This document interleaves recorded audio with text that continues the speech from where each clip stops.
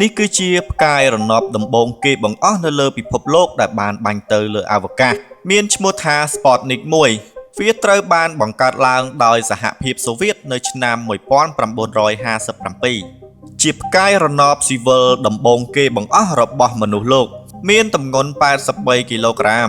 មានរាងមូលនិងមានអង្តែនចំនួន4ដែលអាចបញ្ជូនរលកវិទ្យុពីអវកាសមកផែនដីវាត្រូវបានបាញ់បង្ហោះជាលើកដំបូងនៅថ្ងៃទី4ខែតុលាឆ្នាំ